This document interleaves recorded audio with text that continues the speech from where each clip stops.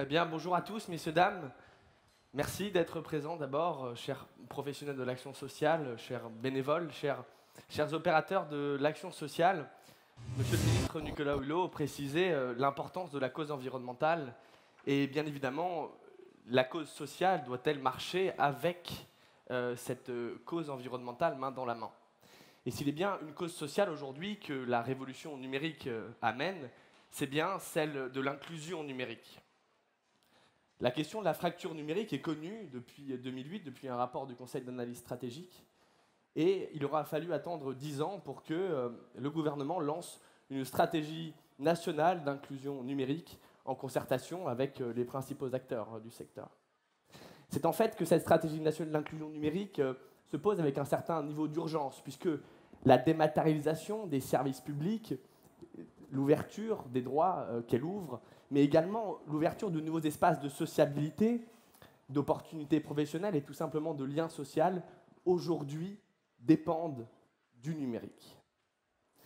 Et l'enjeu aujourd'hui, c'est bien celui d'un nouveau service public de l'inclusion numérique qui traite à la fois de l'acculturation, c'est-à-dire de la capacité à lever les angoisses, les réticences de tous les acteurs sur le terrain, un service public de l'inclusion numérique qui soit un conseil éclairé pour les personnes qui ne seraient pas équipées ou qui seraient en difficulté, un service public évidemment de l'accompagnement et du conseil, de l'accompagnement dans les usages, de l'assistance et dans les usages.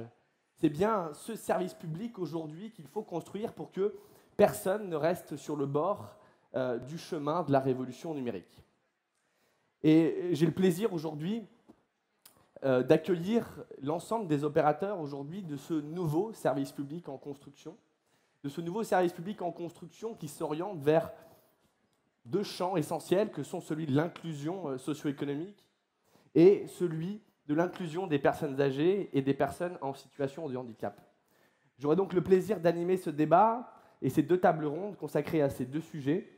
Et pour ouvrir le sujet de la question de l'inclusion socio-économique, j'ai le plaisir d'accueillir Christophe Itier, haut commissaire à l'économie sociale et solidaire, qui va nous présenter l'action et les actions soutenues par le gouvernement en matière précisément d'inclusion socio-économique des publics fragiles et éloignés.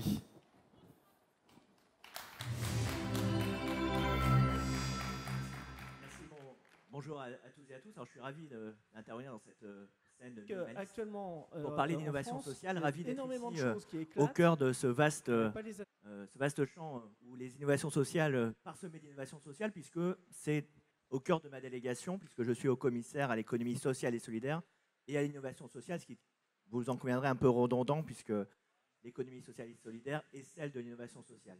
Alors, je suis venu vous dire surtout que ce gouvernement vient de lancer une initiative nationale qui s'appelle le French Impact, qui vise justement à soutenir les projets d'innovation sociale, vos initiatives, les initiatives que nous avons vues ici. D'ailleurs, on en parlera, je pense, juste après moi. En quoi consiste cette initiative? D'abord, pourquoi l'anglicisme? Cet anglicisme fait référence évidemment à la French Tech.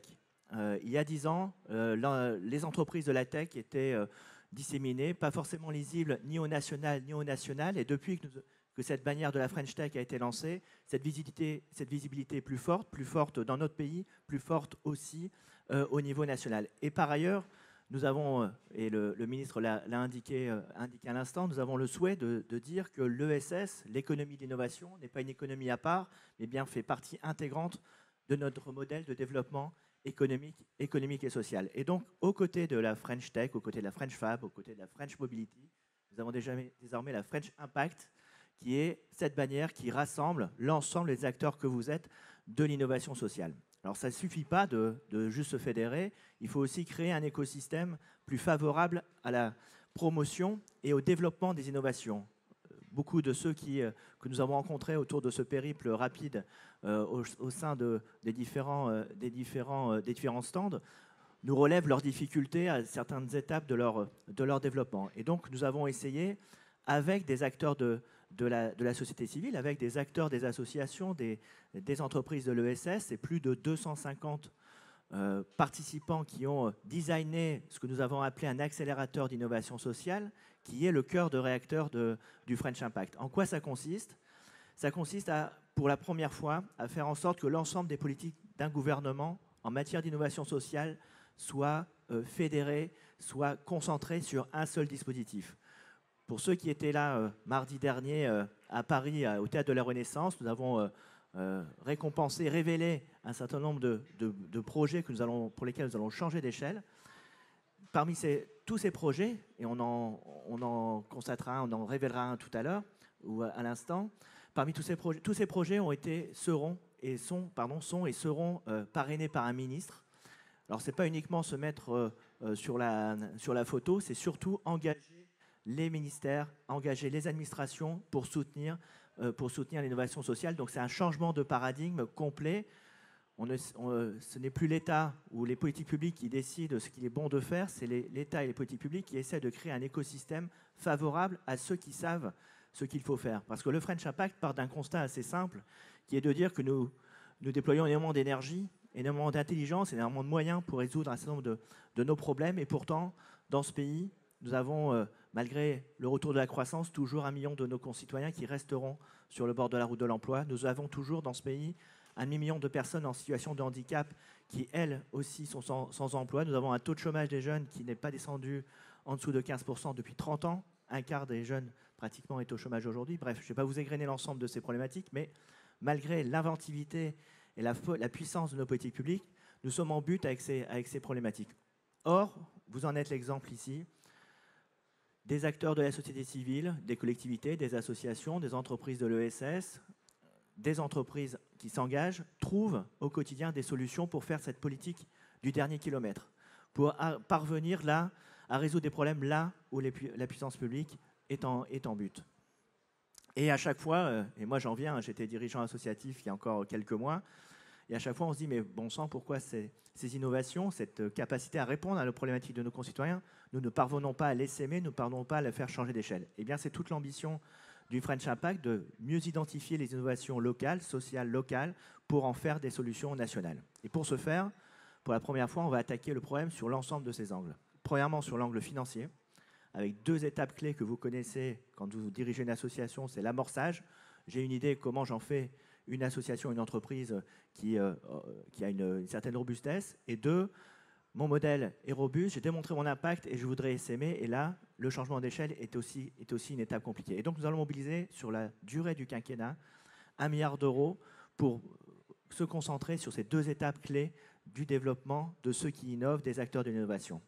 Deuxième enjeu, parce que l'argent, c'est quand même le nerf de la guerre, mais ce n'est pas que cela. Souvent, quand on innove, et c'est même quelque part une tautologie de le dire, quand on innove, forcément, on vient bouger des lignes, on rentre pas, on est enfermé dans des cases, on a des plafonds de verre, et on passe souvent autant de temps à essayer de lever de l'argent qu'à trouver le chemin réglementaire pour innover. Et bien souvent, et moi, encore une fois, de mon expérience de dirigeant associatif, je l'ai vécu, on tord nos innovations, on essaye parfois de les pervertir même, pour qu'elles rentrent dans les politiques publiques ou dans les cases ou les couloirs réglementaires. Eh bien, dans le French Impact, nous allons faire l'inverse. C'est-à-dire nous allons mettre la réglementation, la norme au service de ceux qui innovent en créant un réseau de hackers publics. Ce sont des fonctionnaires que nous allons profiler, recruter, qui seront logés dans les ministères quand il s'agit de normes au niveau national, que nous allons loger dans les préfectures pour travailler au plus près du terrain avec l'ensemble des collectivités et l'ensemble des acteurs du terrain. Et petit à petit, nous allons déployer ce réseau donc de hackers publics qui seront chargés de créer un cordon sanitaire réglementaire autour de ceux qui innovent et de faire en sorte que la difficulté à faire bouger la norme ou la règle, ce ne soit plus ceux qui innovent qui le portent, mais au contraire, que ce soit l'administration, les collectivités qui adaptent la norme à l'innovation. Donc la finance, 2, la réglementation, 3, la mesure de l'impact. Nous allons lancer un fonds de promotion de mesure de l'impact parce que c'est un sujet, on en parle beaucoup, tout le monde parle d'impact social et environnemental, on est encore un peu loin en termes de données, en termes de méthodologie. Donc nous allons promouvoir cette mesure, cette évaluation de l'impact. Et puis, quatrième volet de cet accélérateur French Impact, ce sont les territoires.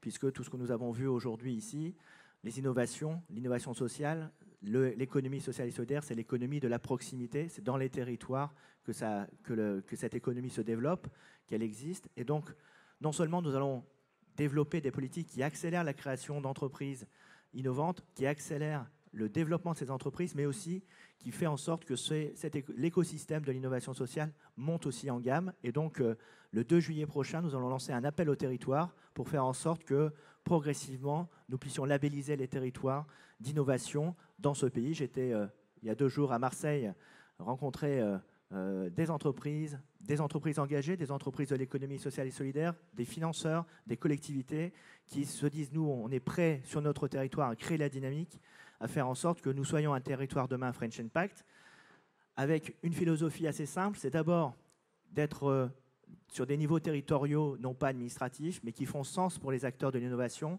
Donc nous nous adapterons à ce que les territoires nous disent en matière de périmètre. Et 2, nous allons demander à ces territoires de se doter de 3 défis, c'est-à-dire pas une kyrielle de priorités dont on connaît tous les terminologies, la réussite éducative, le mieux vieillir, etc. Non, on va demander à ces territoires de se donner 3 défis. Territoire zéro chômeur pourrait être un défi, territoire zéro décrocheur scolaire pourrait être un autre défi, pour que nous mettions en tension tout le territoire, toutes les énergies de territoire pour résoudre durablement des problématiques des territoires que nous allons labelliser. Et donc c'est un changement, vous le voyez, de paradigme complet de nos politiques publiques en matière d'innovation. Nous ne sommes qu'au début. Et ce que je voudrais vous dire pour conclure, parce que je crois que j'arrive au terme du temps qui m'est imparti, vous dire d'abord que je suis évidemment ravi d'être ici et de vous adresser ce message, mais vous dire surtout que cette bannière, ce French Impact, c'est vous qui allez le designer, c'est vous qui allez le construire, c'est vous qui allez créer la dynamique. Et donc c'est pas du tout un modèle fermé, c'est un modèle extrêmement ouvert, d'open innovation. Et donc moi je vous invite, et je pense qu'ici il y a de l'intelligence, de la volonté, de la mobilisation, de l'engagement. Je vous invite toutes et tous à rejoindre cette initiative pour en faire vraiment une ambition nationale, à la fois dans notre pays, mais aussi à l'Europe et à l'international. Je vous remercie. Merci, monsieur le haut-commissaire.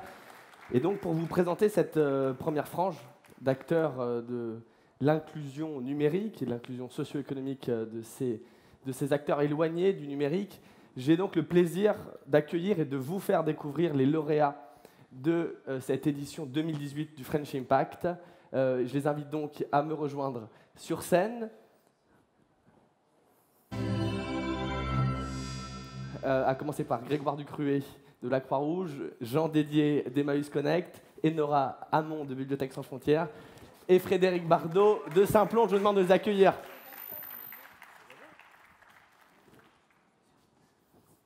Voilà, en fait, on se met un petit peu en scène, mais d'abord, on s'est déjà vu en coulisses et on se connaît très très bien. Donc, en tout cas, moi, je suis ravi d'abord de vous revoir une semaine après cette soirée. C'était une belle émotion et surtout, vous portez une initiative formidable. Donc, je vous propose un peu de nous en dire plus et surtout de nous dire ce que le French Impact va vous apporter dans cette dynamique. Merci, bonjour. Le French Impact, il ne faut pas dire le French Impact, hein, c'est French Impact. C'est quelque chose qui est très important quand on est une association qui vise à se déployer ces programmes dans tous les territoires, parce que ça passe par beaucoup de coordination, par beaucoup de partenariats. Et donc le cœur du sujet, évidemment, c'est l'inclusion numérique. Et cette inclusion numérique, elle va être accélérée, ou elle est déjà accélérée par une plateforme de e-learning et collaborative qui vise à mettre en capacité toute personne en autonomie sur le numérique qui souhaite aider quelqu'un qui a besoin d'aide sur le numérique et d'y trouver un recueil d'informations et un terrain d'entraînement pour pouvoir aider un proche, un bénéficiaire dans le cadre d'une association. Voilà, donc c'est une application qui est déployée depuis quelques mois dans des territoires comme le Morbihan, les Pyrénées-Atlantiques et l'Île-de-France. Et l'idée, mais c'est l'idée de base de Whittaker, c'était de mettre en capacité non seulement des aidants, mais aussi des associations, et non pas des moindres, les mettre en capacité de porter eux-mêmes leurs propres projets, tout simplement parce que chaque association a son expertise auprès des publics qu'elle accompagne. Et là, vous avez une belle brochette de partenaires qui sont très complémentaires, voilà, qui, au-delà d'une relation amicale, portent des combats auprès de publics qui sont très différents, qui peuvent être des personnes handicapées, qui peuvent être des personnes âgées, qui peuvent être des choses plus proches de la citoyenneté. Et puis, il y a même un partenaire technologique, parce que derrière cette application, il y a du développement. et il faut qu'il soit bien fait. Voilà, donc on est extrêmement fiers d'avoir été lauréat et surtout de réunir ce consortium qui va nous donner, avec les forces de chacun, une capacité de rayonner partout en France. Voilà. Et peut-être, Grégoire, tu peux en dire un mot pour ce qui concerne la Croix-Rouge en particulier. On fait les pas de son. Ça marche, voilà. Le haut-commissaire a dû nous quitter et on tenait vraiment à le remercier. Donc ce projet qui est lauréat du French Impact, c'est une aide qui est donnée aujourd'hui par le gouvernement d'accéder à cet accélérateur d'innovation sociale pour accéder à la fois à un cofinancement qui permet de développer tout le projet qui est celui de développement de la plateforme des bons clics nous concernant pour que ce devienne un dispositif national. Et deuxièmement, une ingénierie qui permet de rendre ce projet possible en travaillant davantage avec les services publics, en rendant justement les contenus qui sont traités par les services publics beaucoup plus accessibles. Je pense que le plus simple pour parler des bons clics, c'est peut-être de lancer la vidéo de présentation.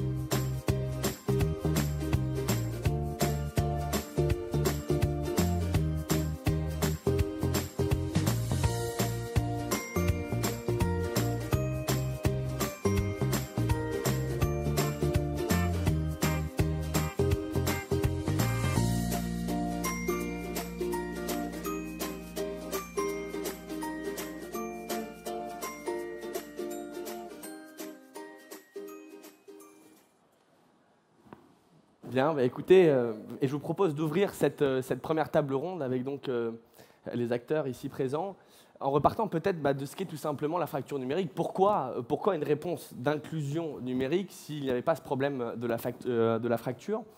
Et ma première question porterait tout simplement sur les publics en fait, du champ social qui nous intéresse aujourd'hui.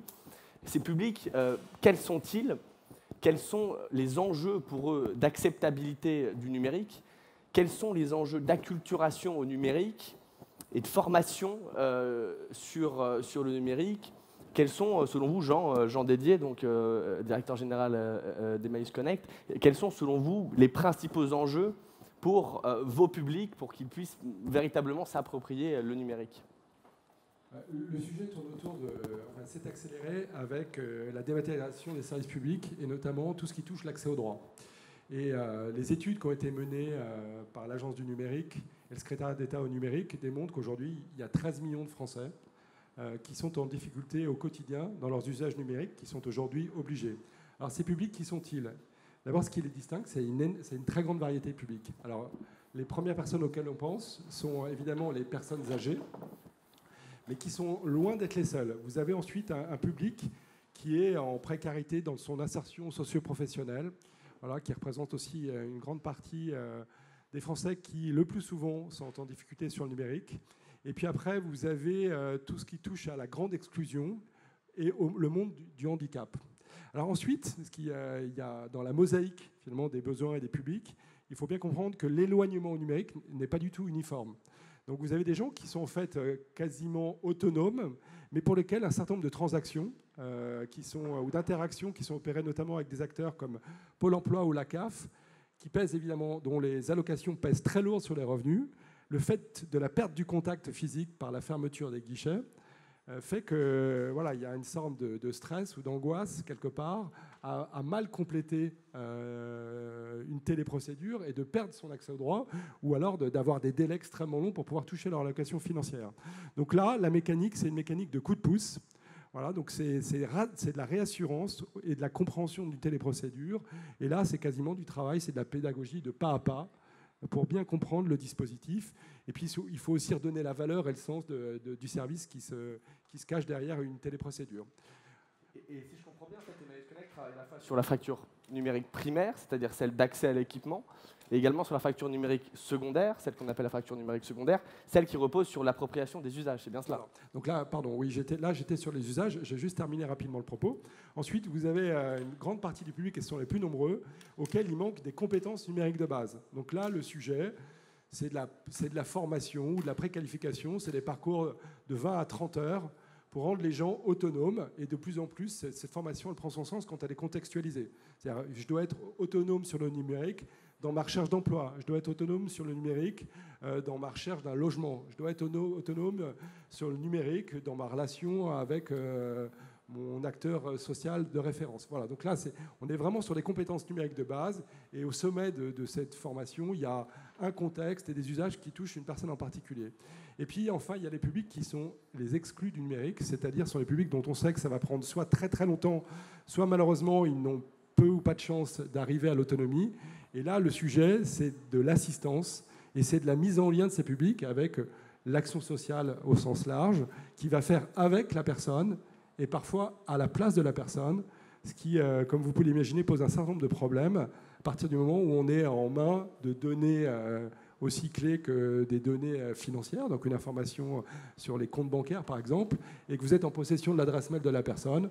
On voit que ces dispositifs de faire avec ou à la place d'eux sont très problématiques et nécessitent pour toute association qui s'engage un certain nombre de prérequis fondamentaux. Voilà. Alors ensuite, il y a, au-delà même de la capacité sur les usages, il y a la problématique de l'accès qui a été un peu étouffée ou mise sous silence au regard de cette urgence sur les usages, mais qui reste une réalité. Les quelques dizaines d'euros qu'il faut tous les mois pour avoir un smartphone, une box, en tout cas un accès suffisant en volume pour pouvoir avoir des interactions, notamment sur Internet, mais aussi téléphoniques, pèse sur les foyers des publics les plus fragiles d'un point de vue budgétaire. Et c'est un enjeu, et on travaille, donc depuis, c'est même l'origine d'Emmaüs Connect, c'était de fournir des équipements, de la connexion, des recharges Internet et téléphonie, et des équipements à des publics, malheureusement, qui ont pas d'accès ou un mauvais accès. Et très souvent, d'ailleurs, on voit chez les jeunes qui peuvent présenter un beau téléphone, mais en fait, leur capacité de connexion est extrêmement faible. Et du coup, le numérique, c'est comme toute pratique. Si on n'a pas les capacités d'usage de manière très régulière, ben on est fragile dans ces usages.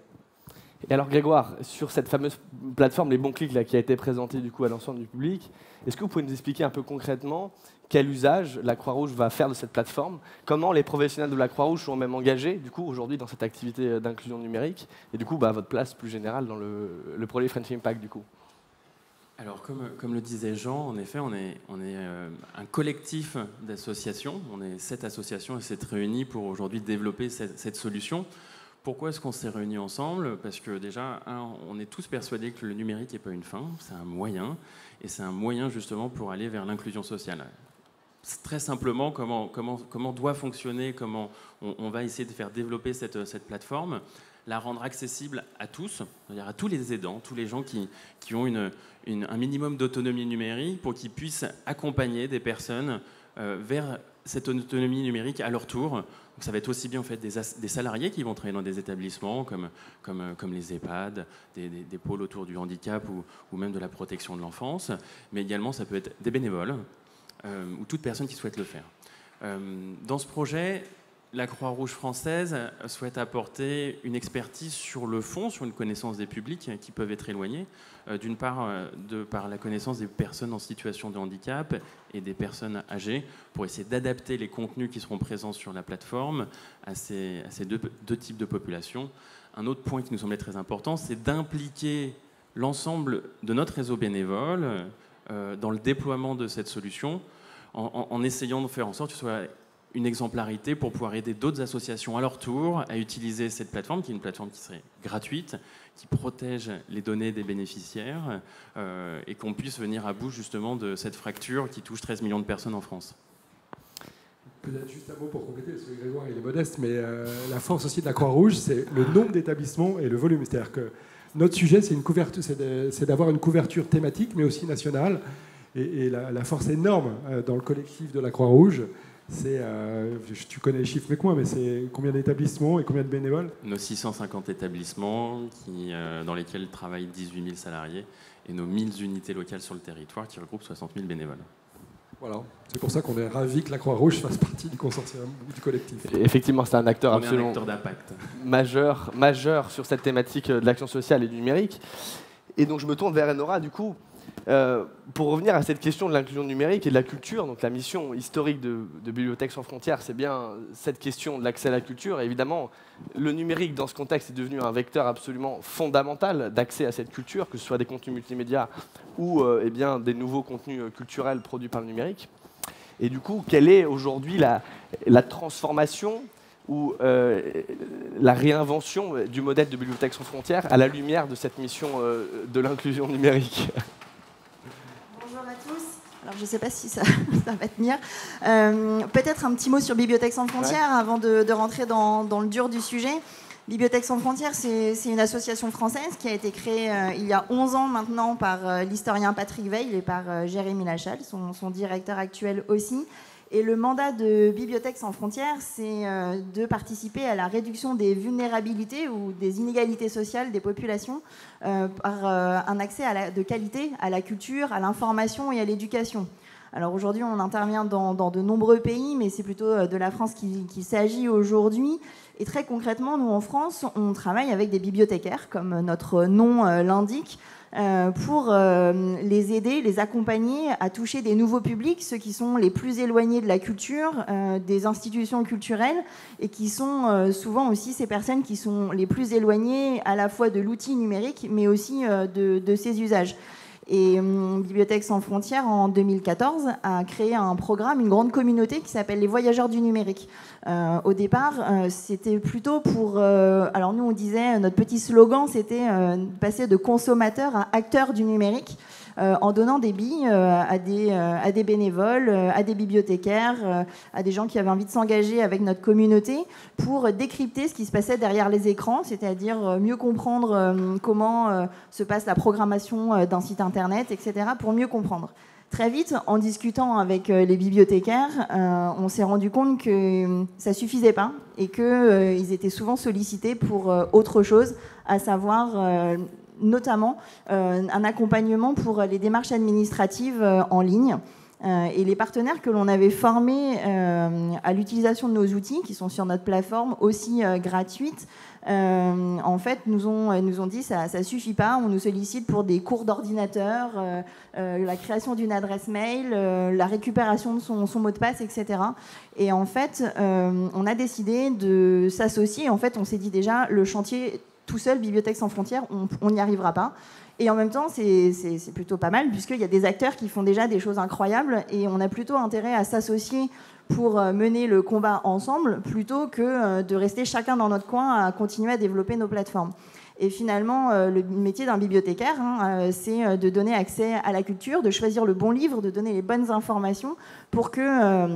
le lecteur puisse trouver le bon livre. Et finalement, la littératie numérique, c'est aussi ça, donner la bonne information pour s'orienter sur Internet, décrypter la bonne info, aller chercher le site qui nous intéresse, qui soit de qualité, qui soit fiable, etc. Et donc c'est sur cet angle-là, un peu de citoyenneté numérique, que BSF a décidé de participer avec joie à cette coalition. Et finalement, on passe de consommateurs, acteurs, à maintenant quasiment citoyens du numérique. Et je pense que c'est tout l'objectif de notre coalition. Et puis on voit effectivement l'importance fondamentale d'avoir à la fois le médico-social engagé, d'avoir des points d'accueil qui sont ceux de médiation, qui sont ceux d'Emmaüs Connect et de votre réseau d'acteurs partout sur le territoire, et également que les lieux de savoir, qui sont les bibliothèques, soient aux avant-postes de cette politique qui traverse finalement tous les champs sociaux d'accueil. Ce qui est vraiment très intéressant avec ce que fait BSF, c'est qu'il nous donne les dimensions potentielles de cette fracture numérique. C'est-à-dire on a tout de suite pensé accès au droit, puis on voit que pour accès et maintien dans l'emploi, cette compétence numérique, elle est déterminante. Et puis si on va un peu plus loin, on voit que tout citoyen, quelque part, est aujourd'hui exposé dans dans sa vie de tous les jours, dans son interaction dans les réseaux sociaux, voilà, dans sa relation parent-enfant, dans la découverte du numérique.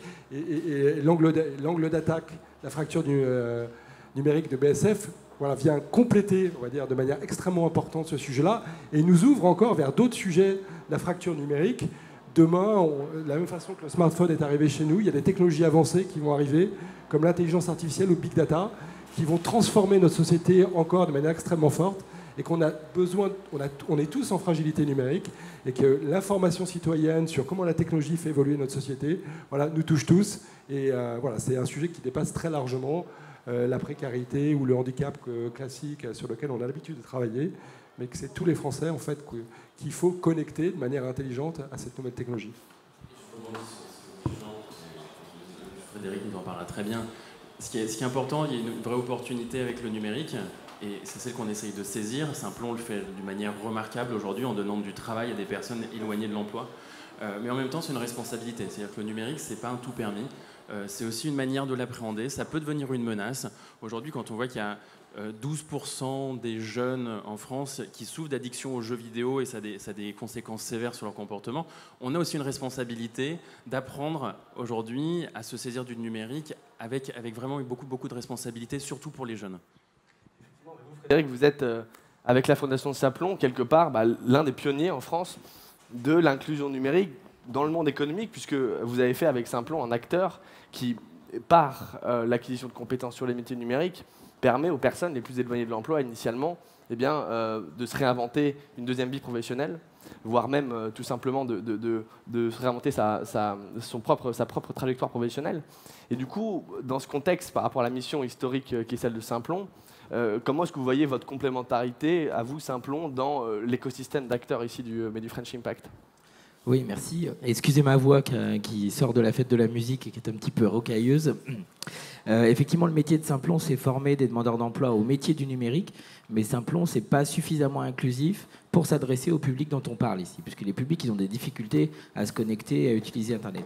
Donc nous, on était très très frustrés d'être dans l'inclusion numérique, mais d'être dans l'inclusion numérique un petit peu de luxe. Et donc, en fait, on a essayé de faire plein d'incursions pour essayer de descendre des prérequis et d'aller chercher des gens qui sont éloignés de l'emploi, mais aussi éloignés un maximum du numérique. Et là, c'est une occasion parfaite de collaborer avec des gens qui connaissent ces publics-là, qui vont nous aider, et on va les aider à faire la première marche numérique. Et moi, mon rêve, c'est qu'il y ait des gens qui sont fracturés du numérique, qui découvrent le numérique avec les bons clics, qui découvrent les métiers du numérique et qui finissent chez Simplon et qui deviennent des développeurs et qui fassent des startups sociales de Tech for Good, c'est-à-dire la chaîne de valeur absolue. Donc toutes les écoles Simplon seront à la disposition de la plateforme Les Bons Clics pour pouvoir former des formateurs. Toutes les écoles Simplon hébergeront cette belle coalition dont je le dis ici parce que c'est vrai que ça paraît pas évident, mais ce qui est révolutionnaire dans ce consortium, c'est le consortium. C'est le fait qu'ici, il y ait plein d'orgas qui travaillent sur les mêmes choses, mais qui ne travaillaient pas forcément ensemble.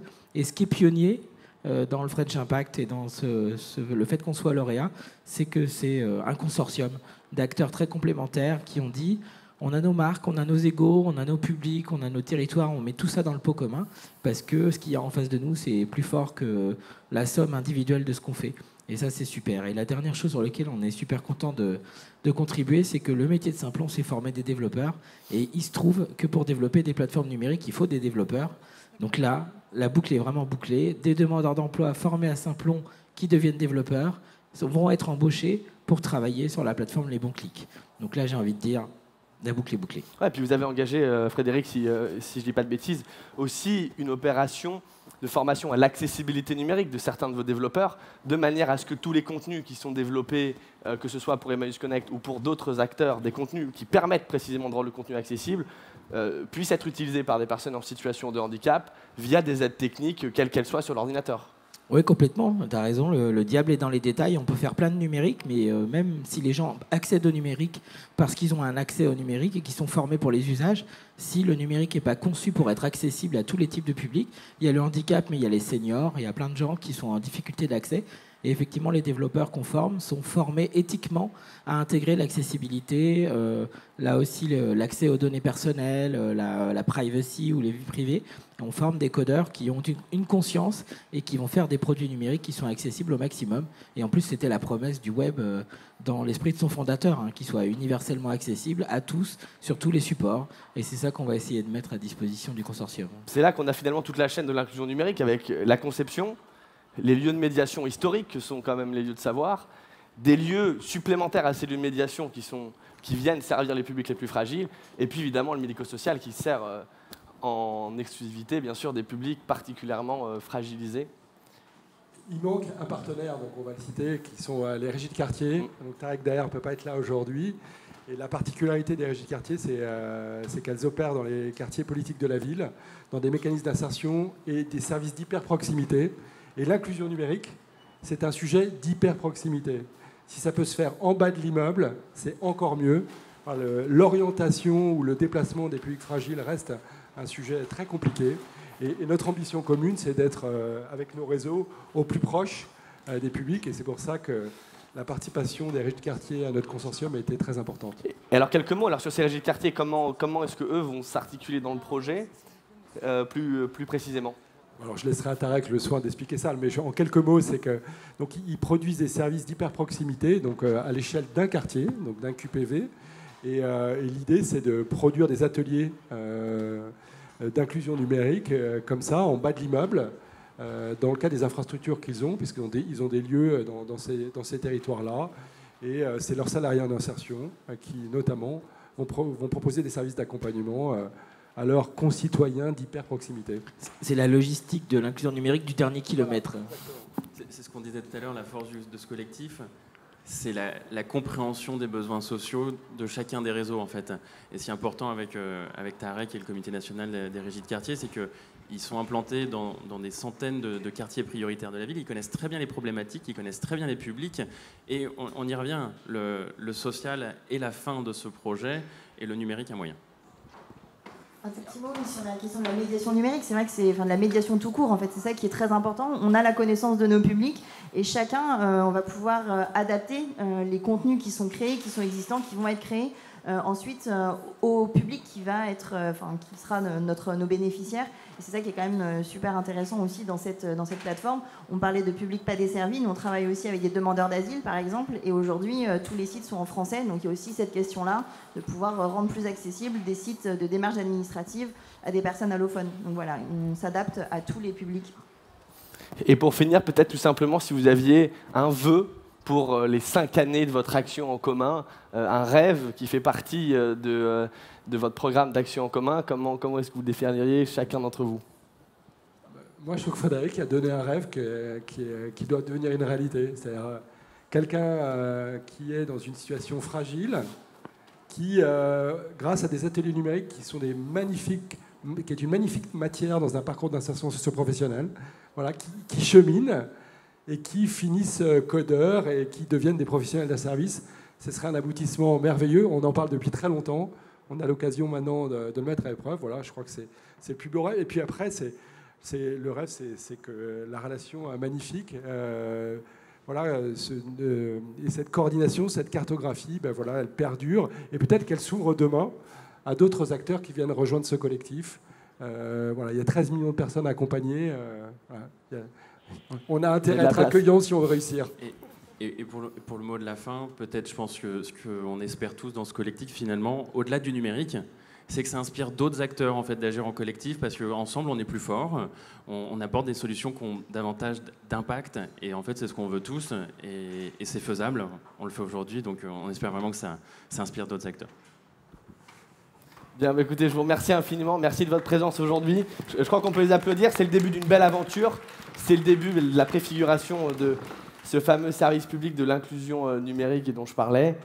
Et je vous propose, pour la table ronde qui suit, de se concentrer un peu plus précisément sur la question de l'inclusion numérique dans le secteur social et médico-social, et de l'inclusion numérique également au domicile, pour 2 catégories de publics qui ont été évoquées ici par ces acteurs, que sont les personnes âgées et les personnes en situation de handicap. pour ces publics-là, le numérique, aujourd'hui, est devenu beaucoup plus qu'une simple opportunité de confort, mais c'est bien aujourd'hui l'ouverture à des espaces de sociabilité pour les publics qui sont fragilisés par l'isolement, et pour les personnes en situation de handicap. Et en tant que représentant de la filière Handitech au Syntec Numérique, je le vois chaque jour, une opportunité de compensation du handicap absolument phénoménale. Lorsque l'on songe aujourd'hui que la technologie permet à une personne qui perdrait la vue de continuer à lire, à écrire et tout simplement de conserver la capacité juridique pour traiter ses relations avec les administrations, lorsque l'on songe que le numérique aujourd'hui permet à une personne sourde ou malentendante de continuer à suivre une conversation avec des personnes tout à fait entendantes autour d'elle, lorsque l'on songe que le numérique permet à un enfant autiste l'accès renforcé à la communication et donc la fenêtre sur le monde considérable que cette communication ouvre, eh bien, on est dans le droit de s'interroger sur la place du numérique pour venir simplement compenser cet isolement, pour venir compenser cette fragilité de manière à ouvrir de nouveaux espaces de sociabilité pour les personnes les plus exclues, de manière aussi à pouvoir redonner de la puissance d'agir pour l'ensemble des publics qui seraient empêchés ou fragilisés par un handicap soit inné, soit au cours de leur vie. Et pour en parler, j'ai donc le plaisir d'inviter sur cette table ronde d'abord Céline Poulet, qui est administratrice à la Croix-Rouge sur la question du handicap. J'ai également le plaisir d'inviter Michel Caron, qui est administrateur chez Nexem, Jean-Philippe Mingal, qui est président d'IPRA, et enfin, sur cette première table ronde, effectivement, simplement, donc Céline Poulet et Michel Caron, merci de me rejoindre pour ce premier moment d'échange. On a donc 25 minutes pour déflorer cette question de la diffusion des usages numériques dans le monde médico-social. Alors évidemment, toutes les personnes handicapées et toutes les personnes âgées ne sont pas dans le médico-social, mais celles qui y sont bien évidemment, pour une bonne partie, les plus fragilisées d'entre elles. Celles précisément pour lesquelles j'expliquais, bien le numérique vient compenser les fragilités que sont l'isolement ou l'empêchement d'agir, tout simplement. Et alors je commencerai avec vous, Céline Poulet, parce que je vous sais particulièrement sachante sur la question et investie, puisque vous étiez sur le Tech for Handicap Forum encore en mars, pour ouvrir ces échanges et ce débat public sur cette question.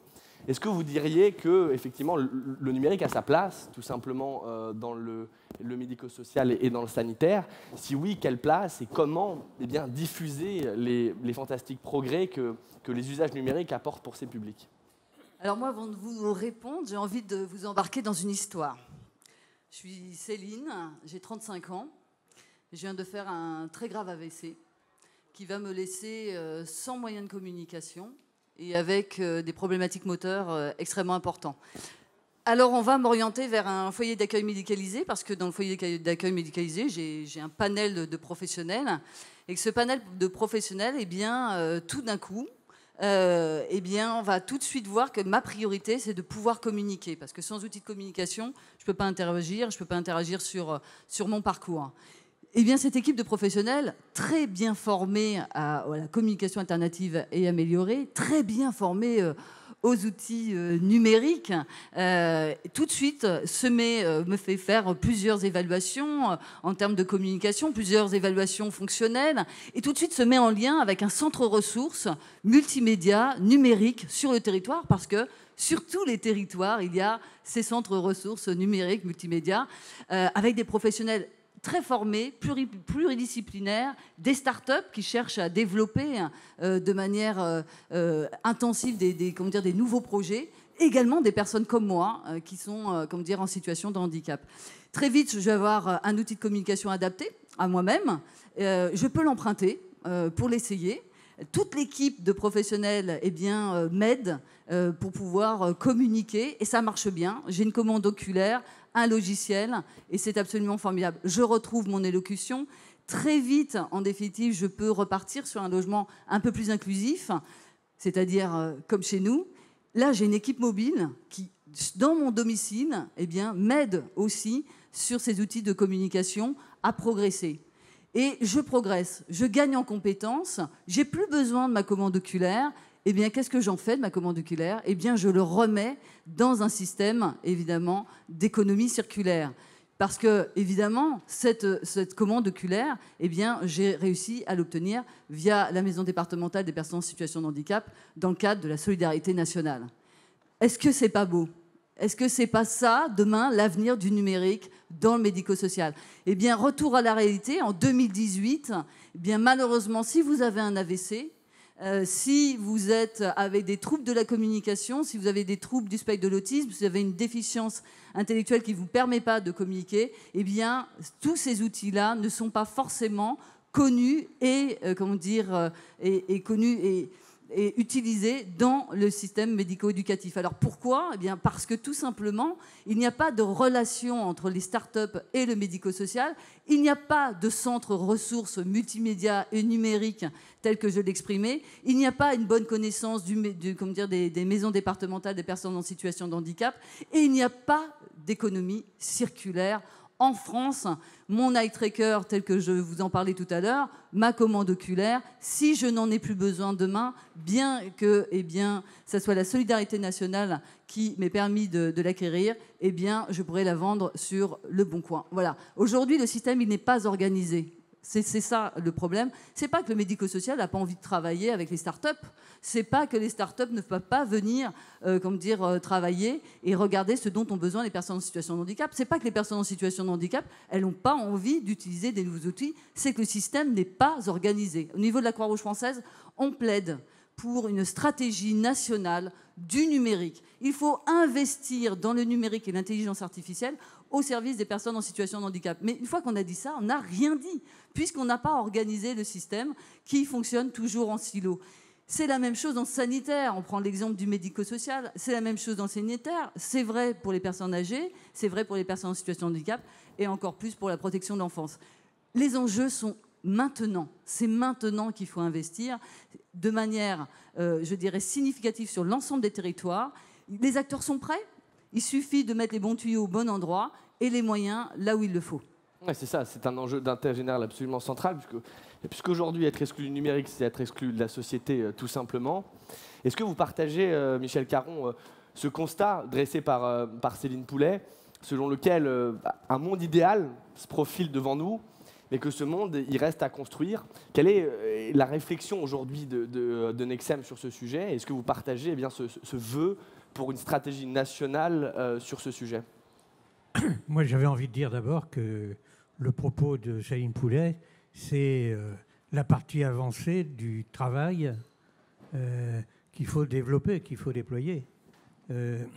Et finalement, notre présence côte à côte, la présence de Nexem et de la Croix-Rouge côte à côte, elle est légitimée par ce formidable défi qui consiste à dire nous avons cette expérience d'être aux côtés des personnes les plus fragilisées dans notre société, que ce soit du côté de la maladie, de l'extrême pauvreté, du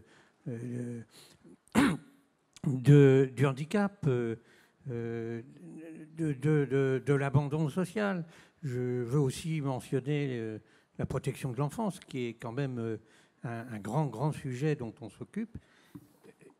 J'ai envie de dire, pour commencer, que moi, je pense que le numérique, c'est comme 2 ou 3 autres grands symptômes dans notre société. C'est un révélateur, et c'est un révélateur de quoi? J'ai écouté les propos, y compris de Nicolas Hulot tout à l'heure et de ceux qui l'ont précédé. Moi, je crois que le numérique, c'est un révélateur à la fois de potentiel, mais aussi un révélateur d'inégalités formidables.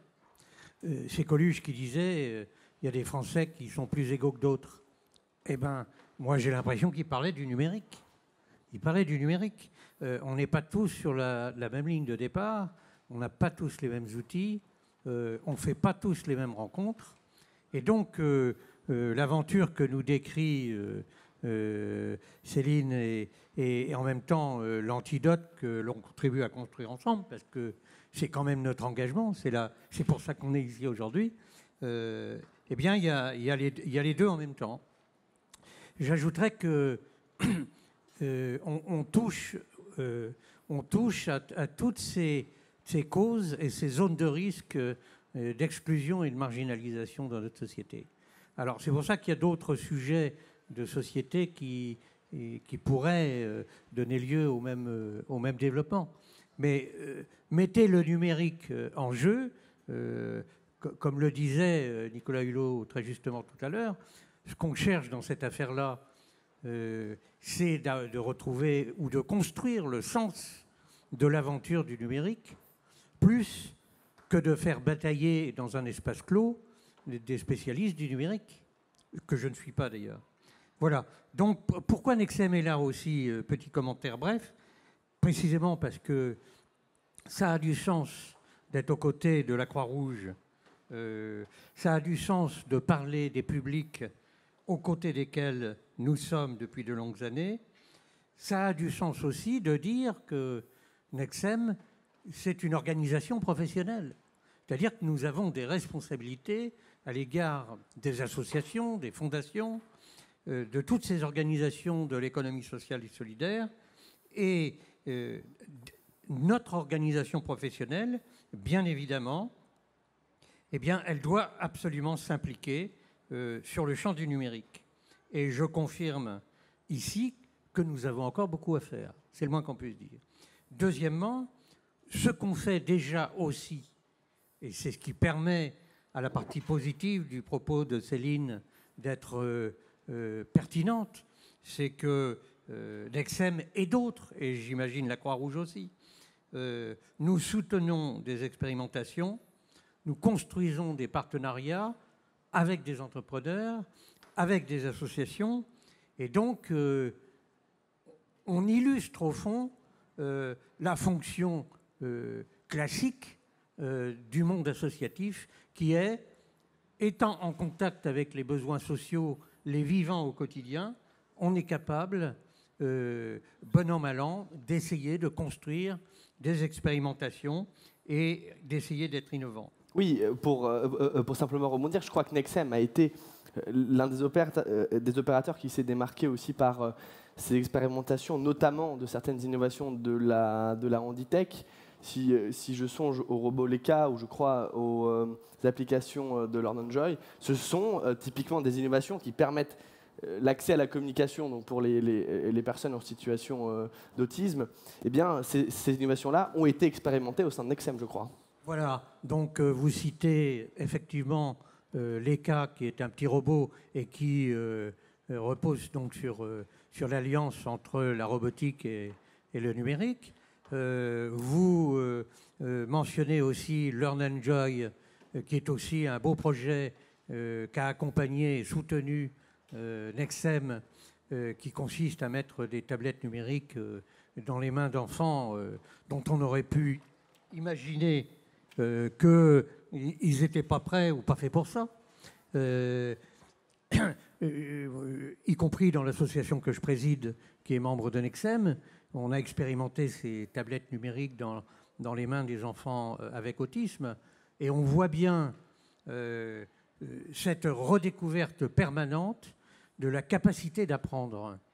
Et finalement, c'est pas si vieux que ça qu'on s'est aperçu que les enfants avec autisme étaient capables d'apprendre, étaient capables de progresser, et à partir du moment où on ne se plaçait plus seulement de notre point de vue, mais qu'on essayait d'accompagner leur propre point de vue. Et donc, cette expérience-là, elle est très révélatrice d'un changement de positionnement par rapport aux personnes qui, dans un premier temps, apparaissent comme à côté, comme étant à part, et on est toujours tenté de les mettre dans des structures très spécialisées, avec des moyens spécialisés. Et quand on fait des efforts et des expérimentations et qu'on est un peu créatif, on s'aperçoit qu'ils doivent avoir, à un moment donné, la possibilité de repartir sur des moyens auxquels tout le monde accède. Et quand vous parlez d'apprentissage, bien sûr, l'accès au numérique est conditionné par la transformation de chaque individu en un être apprenant.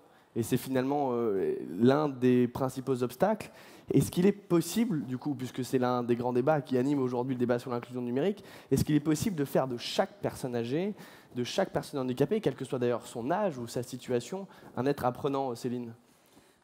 Moi, je vais rebondir sur toutes les expérimentations. C'est bien sûr, le numérique permet, c'est un accélérateur. Ce qui est extrêmement intéressant par le numérique, c'est qu'on peut aller identifier des compétences qu'on ne peut pas identifier par ailleurs. Je vais vous parler d'un exemple tout simple. Les personnes qui sont polyhandicapées, vous savez ce que c'est que le polyhandicap, hein, comme dire des troubles cognitifs sévères accompagnés de troubles moteurs sévères. Donc les personnes polyhandicapées, généralement, on pense qu'elles ne peuvent pas communiquer. Hein. On nous dit non, elles ne peuvent pas communiquer, etc. Et avec le eye tracker, qui est quand même pas une innovation extraordinaire, d'accord? C'est la commande oculaire qui existe depuis des années. Avec la commande oculaire et vous allez tout de suite comprendre, un logiciel de cause à effet. Vous savez, c'est les tartes à la crème qu'on va écraser sur le visage de quelqu'un. On aime tous ça. Moi, la première. Eh bien, on arrive à identifier des compétences extraordinaires de ces enfants. On a fait une expérience. On a pris 10 enfants où on nous disait non, mais c'est pas possible qu'ils puissent communiquer, qu'ils comprennent le cause à effet, etc. On a mis le eye tracker, c'est-à-dire donc commande oculaire. Donc ils contrôlent en définitive l'ordinateur, vous me suivez, avec leurs yeux. Et donc il faut qu'ils comprennent la consigne, c'est-à-dire d'aller écraser la tarte à la crème sur le visage, donc une compétence cognitive. La deuxième, c'est de réussir à le faire, de comprendre que je peux conduire mon ordinateur avec les yeux. Si vous n'avez jamais fait l'expérience, je vous invite à le faire. Et troisième, c'est de réussir. Eh bien, sur les 10 enfants, 7 ont réussi. 7, ça veut dire quoi? C'est-à-dire quoi? Qu'on n'a jamais identifié leurs compétences cognitives. Parce que si demain, ils comprennent le cause à effet, ça veut dire quoi? Demain, je peux rentrer sur le oui-non. Et après-demain, eh bien, je peux commencer. Alors, peut-être à m'exprimer de manière très simplifiée, mais déjà de pouvoir dire oui, non, je veux pas. Le secteur aujourd'hui, notre secteur, c'est le parcours de vie, le projet de vie, etc. Mais si vous ne communiquez pas, comment vous pouvez faire parcours de vie? Le numérique est un accélérateur. C'est un accélérateur à la fois de l'identification des compétences, mais c'est aussi d'accompagner, évidemment, quand je peux commencer à communiquer, d'avoir des outils qui vont accélérer mes modes de communication avec les autres. Et pour les professionnels, c'est aussi voir autrement les personnes. Si j'identifie des compétences, et si la personne, elle commence à me parler, à me dire « Ah ben non, en fait, c'est pas du café, c'est du thé que je voulais, et ça fait 20 ans que tu me sers du thé ou du café », ça change complètement les choses, ça change les pratiques professionnelles. L'expérience que l'on mène à la Croix-Rouge française sur la communication alternative améliorée, qu'est-ce qu'on a fait? On n'a pas utilisé d'abord des outils numériques, on a d'abord formé les professionnels. Former les professionnels sur cette conduite de changement. Ensuite, on met des outils, ensuite on forme aux outils et ensuite on évalue. Évaluation de l'impact. Évaluation de l'impact pour qui? Pour la personne, bien évidemment, mais aussi sur les conduites de changement avec les professionnels. Aujourd'hui, ce qui manque, c'est pas les briques, il y en a partout. Il y en a à Nexem, il y en a à la Croix-Rouge, il y en a chez les autres opérateurs, APF France Handicap, l'UNAPI. Partout, il y en a des briques. Sauf que les briques, elles ne sont pas mises ensemble et qu'on a des bouts de briques partout qui n'arrivent pas à, en définitive, se parler. Et ces briques qui ne se parlent pas, eh bien, on n'y arrive pas. Donc, c'est comment, en définitive, on a des centres ressources sur le territoire qui associent les acteurs du médico-social et du sanitaire, les start-up et les personnes en situation de handicap, parce que moi, j'entends encore beaucoup les mesures d'impact, etc. Mais les mesures d'impact, ce n'est pas les experts qui vont le faire. Ce sont les personnes. Il faut que la mesure d'impact, ça soit la personne qui nous dise si c'est impactant. Qu'on soit sur du co-design, le numérique, il doit aujourd'hui, les solutions du numérique doivent être construites avec la personne et non pas, dans son petit bureau en disant tiens, cette solution, ça pourrait servir. Voilà. Et c'est surtout inversé. C'est-à-dire qu'on a aussi des outils qu'on utilise par ailleurs, qu'on peut utiliser pour les personnes en situation de handicap, comme il y a des outils qu'on utilise pour les personnes en situation de handicap qui sont formidables.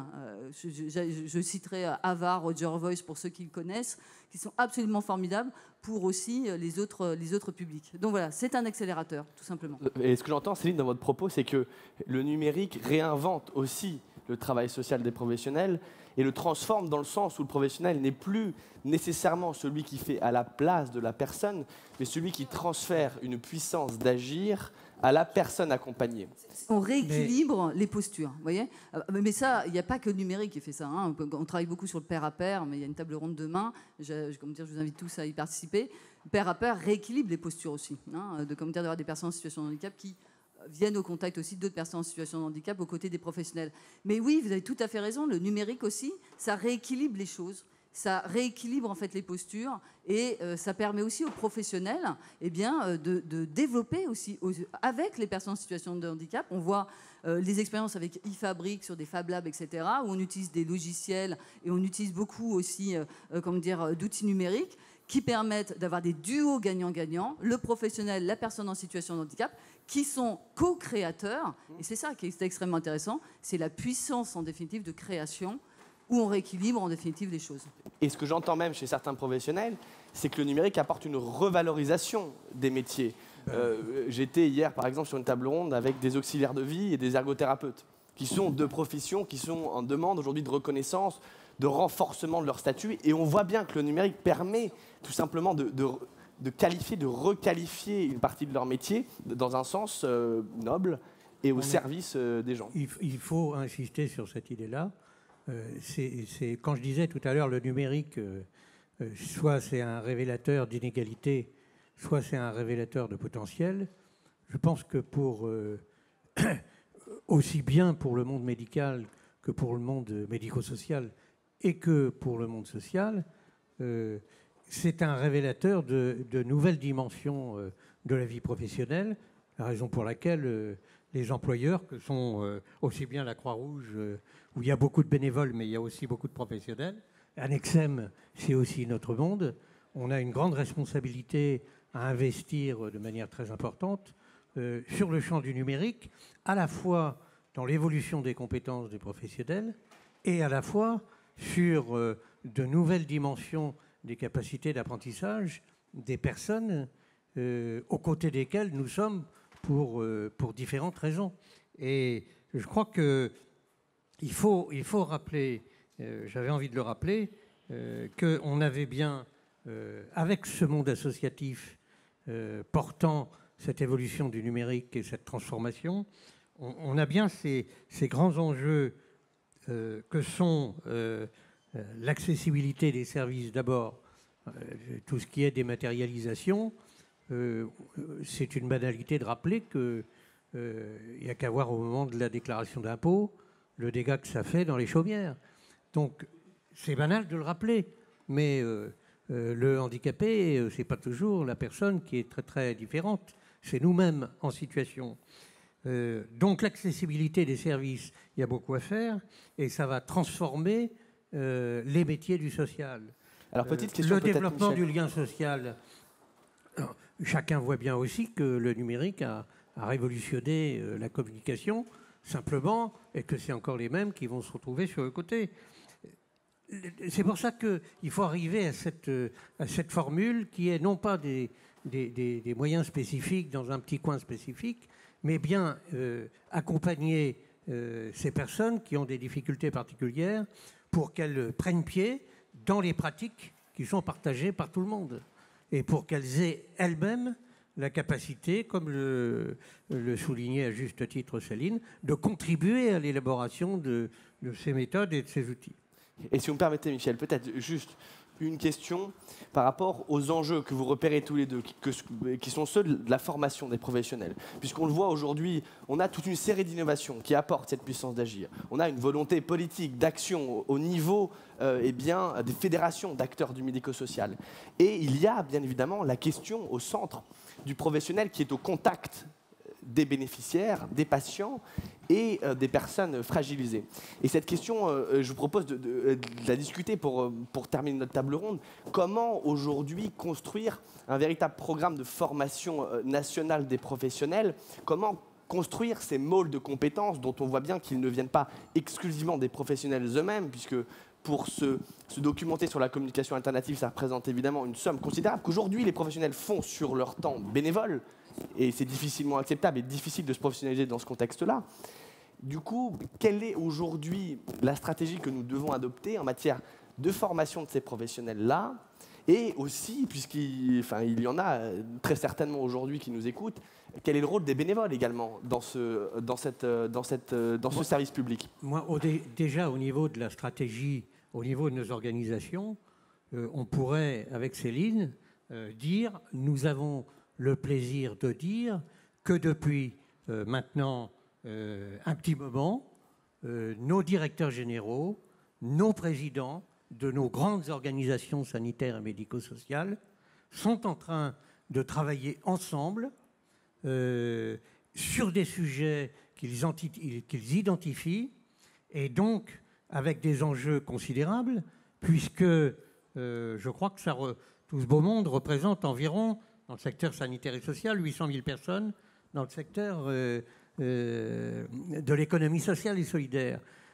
Les principales grandes organisations professionnelles que sont la Croix-Rouge, Nexem, Unicancer et la FEAP travaillent ensemble depuis un certain temps pour essayer de répondre à des enjeux et à des défis qui sont communs. Donc vous mettez le doigt sur la politique de formation, et c'est l'enjeu majeur, puisque comme nous ne sommes pas là pour nous-mêmes, mais pour les autres, comme notre métier, c'est de prendre soin des autres, et la meilleure manière de prendre soin des autres, c'est de soutenir leurs projets, d'accompagner leur parcours, eh bien, aux premières loges, il y a la politique de formation du personnel.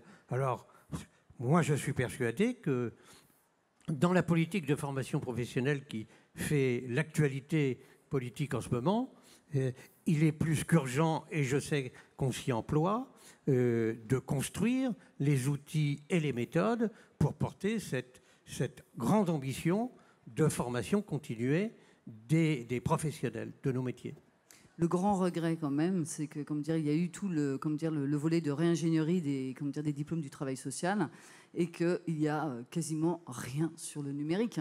C'est-à-dire qu'on n'arrive pas, et même quand vous regardez les différents rapports, en fait, on n'arrive pas à intégrer le numérique qui pourrait être un accélérateur sur beaucoup de choses. Sur l'accès aux soins des personnes en situation de handicap, on continue à réfléchir, alors comment on pourrait, etc. Et on ne regarde pas les outils numériques. Donc, en fait, dans les professions, même dans les nôtres, il n'y a pas systématiquement un réflexe en disant, mais est-ce qu'il n'y a pas une application numérique, en définitive, qui nous faciliterait la vie? Vous voyez, le réflexe numérique n'est pas encore dans les têtes de tout le monde. Et c'est dommage, parce que dans cette réforme, cette réingénierie des diplômes du travail social, c'était le moment de pouvoir former une nouvelle génération de professionnels avec le numérique dans la tête, avec une envie aussi de faire, parce que les professionnels, ils ont envie de faire. Hein. Donc, ça veut dire que si on a raté le coche sur la formation initiale, il ne faut pas rater le coche sur la formation continue, c'est-à-dire tout au long de la vie. Et ça, il y a un enjeu des acteurs de se mettre ensemble, se mettre d'accord sur des cahiers des charges. C'est quoi la priorité? Ça veut dire quoi le numérique, en définitive? Comment on accroche les professionnels? Et ça, vous les accrochez qu'au travers de projets. Si vous les accrochez pas, sinon ça devient du théorique, c'est pas intéressant pour eux. Donc il faut les accrocher sur 2, 3, 4 projets prioritaires sur lesquels on les forme, et on les forme ensemble, c'est-à-dire qu'on a des cahiers des charges partagés. Mais vous savez que la formation est aussi un enjeu de concurrence énorme, et que la concurrence, il faut en parler aujourd'hui. Et c'est ça qui, quelquefois, ne nous permet pas de nous mettre d'accord en fait, sur des formations qui pourraient apporter vraiment une profonde révolution du travail social. Et on n'en est pas encore là, mais je pense que, et Michel a tout à fait raison, c'est le fait que les grandes fédérations, les grandes organisations portent ces projets-là, il manque pas grand-chose, en définitive, pour qu'on arrive à monter ces cahiers des charges et à trouver les financements ad hoc. Et pour terminer, Michel, Nexem étant une fédération d'employeurs, est-ce qu'aujourd'hui, les directions générales des établissements que vous fédérez, elles partagent ce sentiment de Nexem et évidemment expérimentent certains projets de leur propre chef? Moi, j'ai envie de dire, elles font plus que partager. Elles sont bien souvent en avance. Au fond, ce qu'on peut faire de mieux dans une fédération, c'est de porter l'expérience de nos adhérents, de nos associations, mais c'est de les potentialiser, c'est de les fertiliser, c'est de les faire communiquer.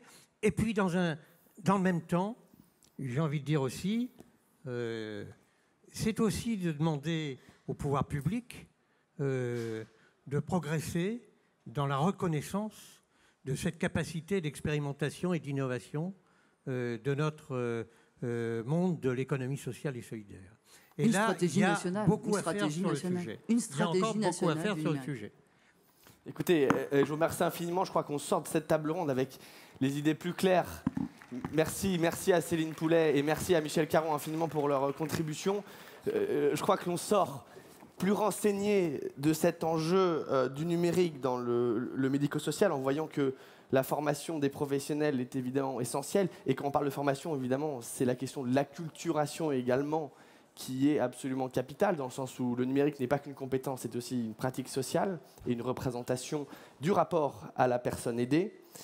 Et effectivement, on voit que la volonté politique aujourd'hui d'avancer dans le sens de l'autonomisation et de la transformation et de la revalorisation également du travail des professionnels de l'action sociale, eh bien, est extrêmement prometteuse.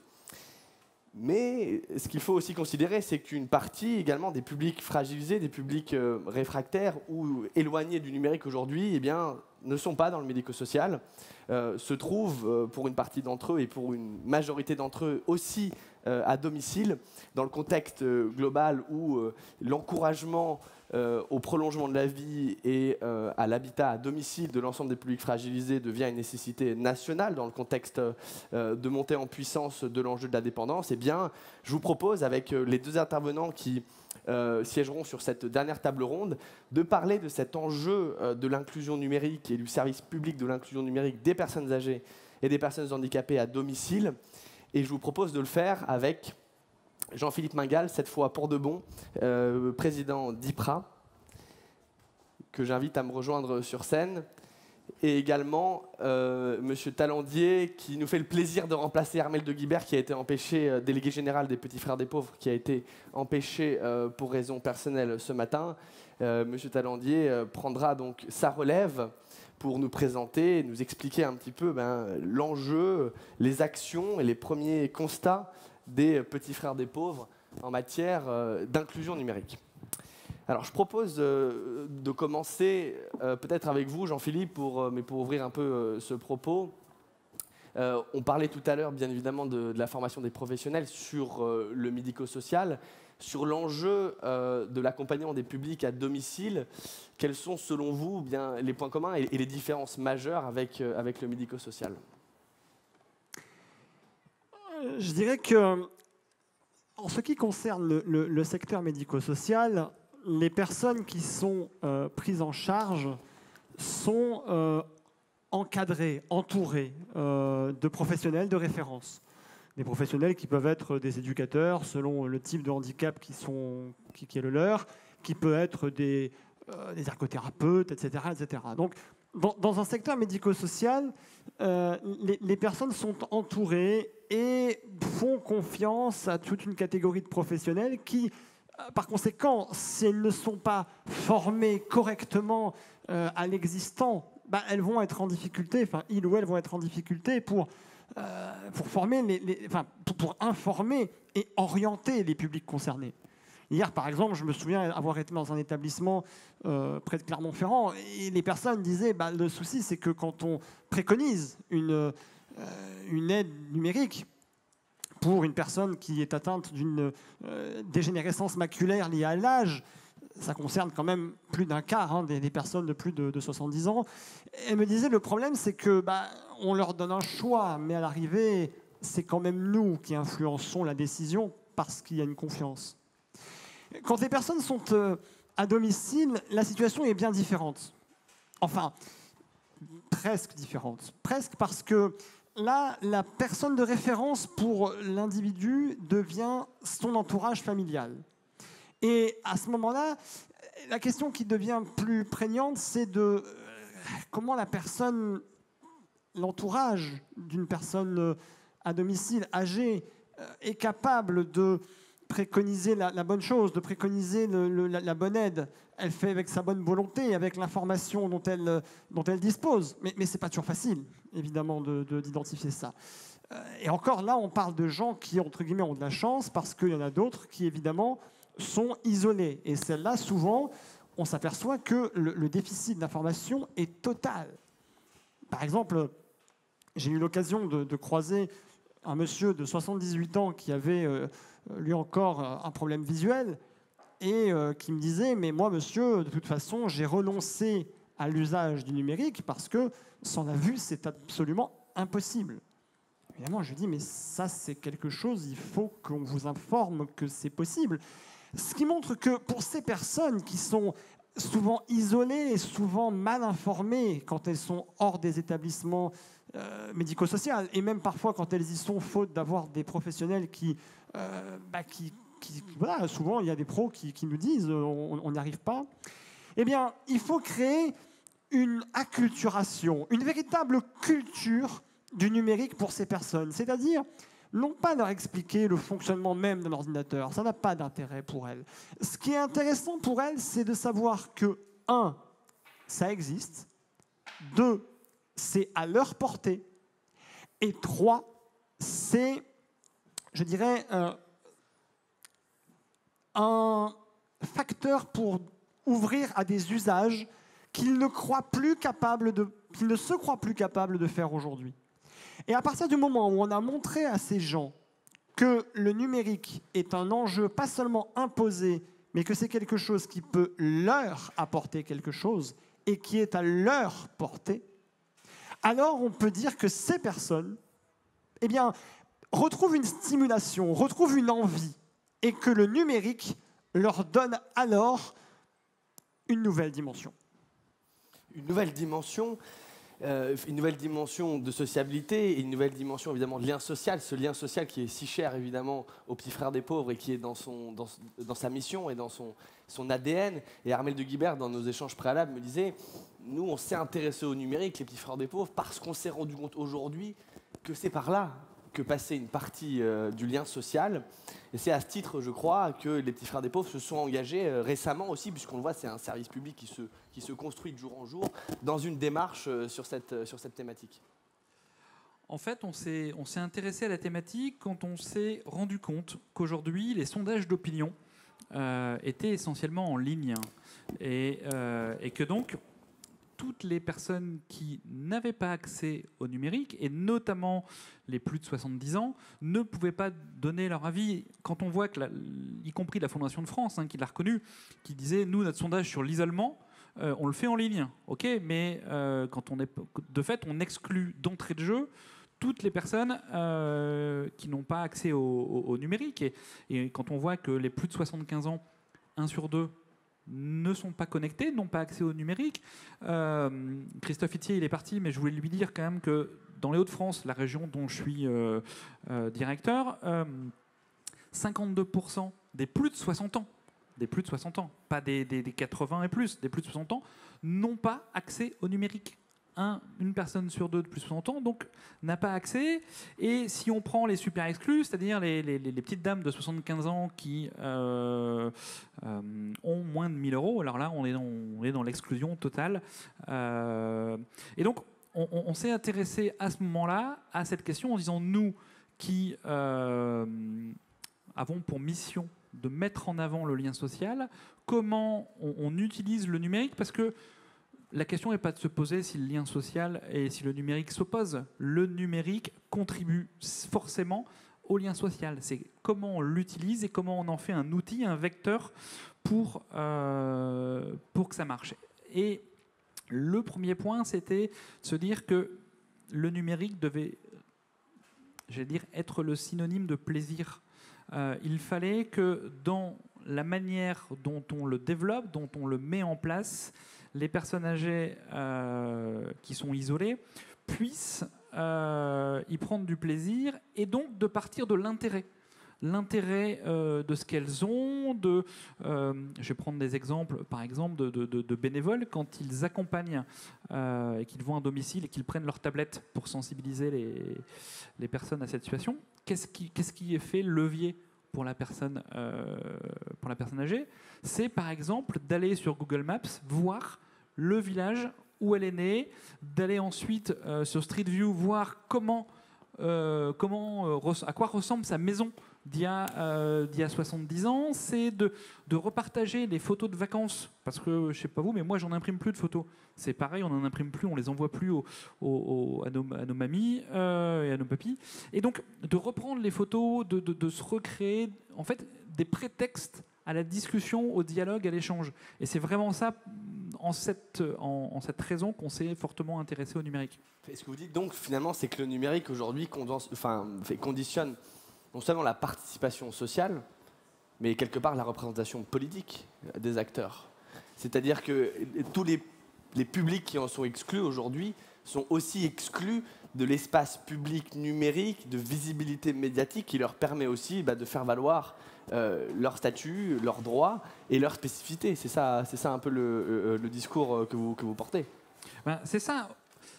Si on se dit qu'un habitant de plus de 60 ans sur 2 dans le Nord n'a pas accès au numérique et qu'en 2019, il doit faire sa déclaration d'impôt, s'il change de bagnole, il ne peut pas faire sa carte grise parce qu'aujourd'hui, c'est obligatoirement sur Internet.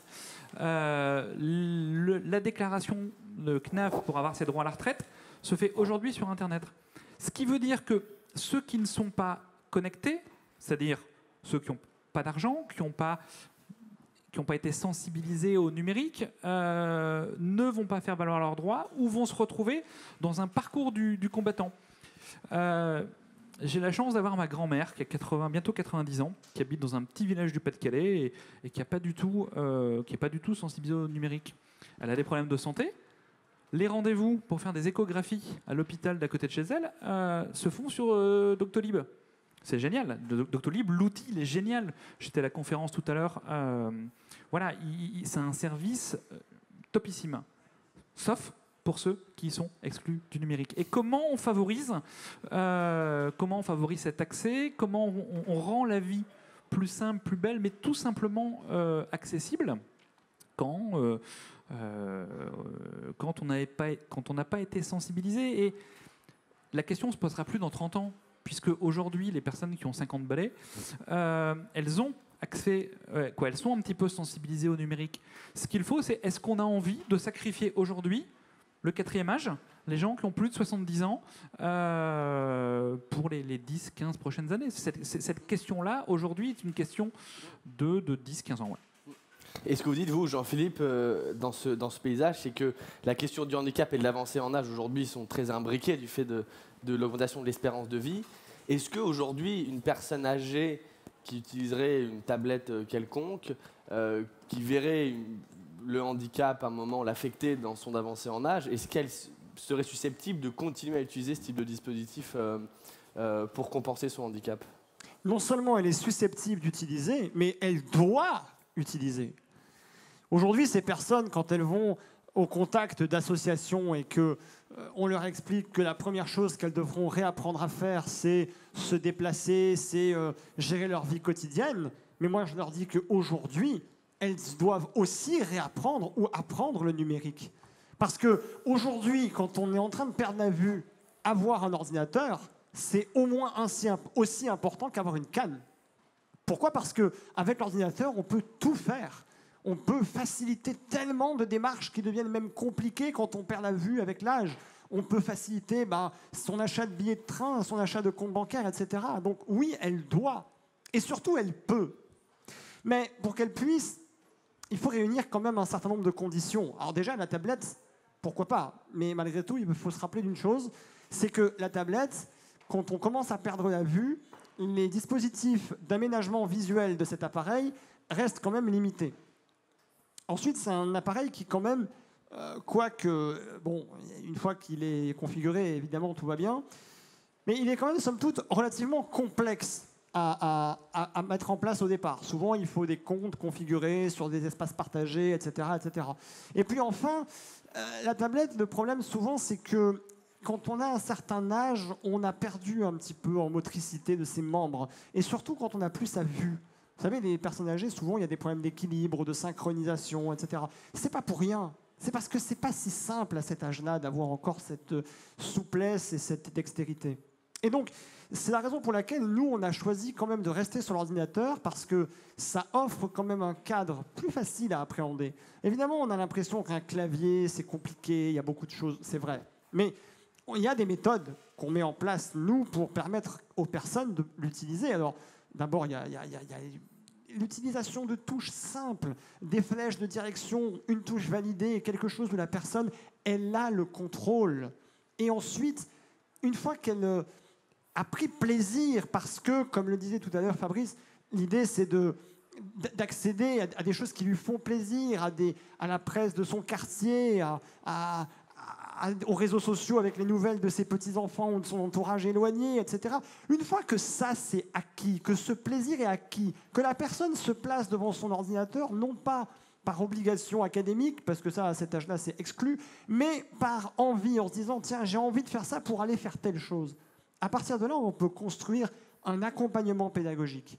Et ça implique effectivement de prendre en compte tout un ensemble de paramètres sociaux, familiaux, psychologiques, des paramètres très individuels, évidemment visuels aussi, pour voir aussi la personne, dans quel état physique elle se trouve, même au niveau de sa motricité. Et puis de mettre en place une pédagogie adaptée, une pédagogie personnalisée et un outil aussi qui lui sera adapté. Ça, attention, l'outil, il doit être adapté, mais il ne doit pas être isolant, il ne doit pas être stigmatisant, parce que sinon la personne âgée, ils en veulent de moins en moins. Aujourd'hui, quand on dit à la maison, il y a l'ordinateur qui est réservé à mamie, ça passe plus. Non. Aujourd'hui, il faut un outil qui soit à la fois suffisamment, je dirais, classique pour être compris de tous, et donc ne pas donner à la personne le sentiment qu'elle s'isole, mais à la fois adapté aussi à la réalité de l'utilisation de la personne, c'est-à-dire d'abord à son niveau, à son apprentissage possible, à sa courbe d'apprentissage, à sa vue, parce que, encore une fois, je rappelle ce chiffre, il est essentiel, mais après 70 ans, plus d'un quart des personnes souffrent d'une baisse de leur vue pour des raisons liées à la DMLA. Et je vous coupe, Jean-Philippe, parce que dans ce que vous dites, il me semble que dans la mission de service public de l'inclusion numérique, il y a cette dimension de préconisation et de conseils éclairés sur les nouvelles technologies. Et la question qui me vient quand je songe au modèle des petits frères des pauvres par rapport au modèle médico-social, c'est que vous, ce sont bien des bénévoles, comme tant d'autres opérateurs sociaux, qui sont au contact de ces publics. Et alors, comment est-ce qu'on fait quand on est l'opérateur qui s'appelle les petits frères des pauvres pour aujourd'hui former, le mot n'est pas trop fort, une partie de ces publics bénévoles pour justement leur donner les armes pour acculturer, pour conseiller fidèlement, voire pour initier vos publics isolés et vos publics âgés sur la question du numérique?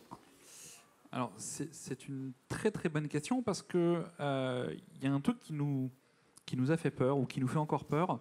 On parlait tout à l'heure dans la table ronde précédente de la stratégie nationale numérique, qui est de la priorité qui a été donnée à l'urgence numérique. Et donc, pour des gens qui ont besoin de faire leur déclaration d'impôt, la stratégie numérique dit on va orienter les moyens prioritairement sur cette urgence numérique pour faire à la place d'eux. Or, c'est une valeur que le réseau associatif défend fort, c'est la question de l'autonomie, la question de comment on accompagne les personnes pour qu'elles fassent elles-mêmes. Et quand on est dans une région comme la mienne où je disais tout à l'heure, un bénévole, une personne de plus de 60 ans sur deux n'a pas accès au numérique, or 50% de nos bénévoles ont aussi plus de 60 ans, donc dedans ils sont exclus, il faut qu'on réfléchisse à des nouvelles solutions, qu'on réfléchisse à développer des formes d'engagement différents. Et ça tombe bien, on est tous engagés. Et donc, les services civiques, les étudiants, c'est-à-dire des jeunes adultes pour qui le numérique, c'est même pas un questionnement, c'est quelque chose de tellement évident qu'ils s'en servent intuitivement. Et donc, au-delà de former, c'est plutôt de permettre à ces jeunes de s'engager dans l'association, de venir dans nos équipes de bénévoles, et on leur dit, mais quand vous venez à un goûter du vendredi après-midi dans l'équipe de Fives, qui est un quartier de Lille, venez avec vos tablettes, et puis vous allez les sortir.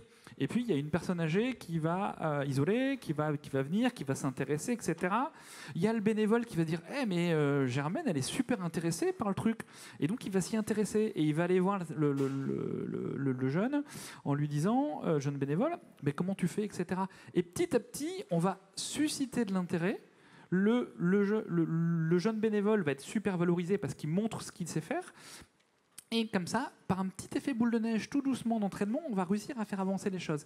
Et puis, il y a les services civiques. On se pose la question de recruter des services civiques dédiés à l'accompagnement numérique, mais pas pour faire des ateliers. Il faut surtout sortir de réunions où on fait des ateliers, où on va former des bénévoles, de partir du pratico-pratique. comment, par exemple, je facilite la vie des bénévoles pour aller au resto avec une personne âgée qui est en fauteuil roulant? Eh bien, il y a des applis qui font ça. Donc, on va, par le biais de petites applications, par le biais de petites recherches, sensibiliser tout doucement, acculturer tout doucement les bénévoles à effleurer, à toucher, à commencer le numérique. Et on pense que l'effet d'entraînement va avancer. Une question quand même qui reste à poser, c'est la question des sous. Aujourd'hui, moi je suis dans une région précaire. Comment on fait quand on n'a pas 40 € à mettre tous les mois dans un abonnement ADSL? Comment on fait pour acheter une tablette quand on a 800 € de retraite? Et donc là, on attend aussi des réponses, des formes de soutien pour développer cette accessibilité. Sur la solvabilisation, peut-être le mot de la fin de cette table ronde, Jean-Philippe, la solvabilisation du public est un enjeu. Est-ce que la stratégie nationale y répond suffisamment selon vous? Et dans quelle mesure est-ce que cette solvabilisation doit venir aussi abonder l'accompagnement aussi, au-delà de la question de l'équipement matériel? Est-ce que l'équilibre en ce sens est respecté dans les dispositifs actuels? Non, et là, on pourrait être très long sur ce sujet. Donc, tout ce qu'on va dire à ce stade, c'est que, d'abord, effectivement, aujourd'hui, malheureusement, la vision de la solvabilisation de ces publics, c'est souvent de l'aide à l'équipement.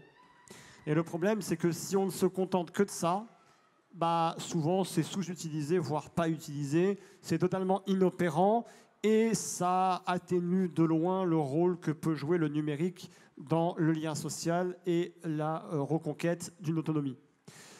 Est-ce que la stratégie nationale du numérique inclut cette dimension? Pas de manière concrète. Enfin, je veux dire, aujourd'hui, il y a encore beaucoup à faire pour prendre en compte cette dimension d'accompagnement, pour effectivement la financer correctement avec des dispositifs qui vont bien, pour moderniser aussi de vieux dispositifs. Je pense au crédit d'impôt à la personne, je pense à tous ces dispositifs-là. Moderniser aussi la prise en charge en général du handicap. Donc tout est encore à faire.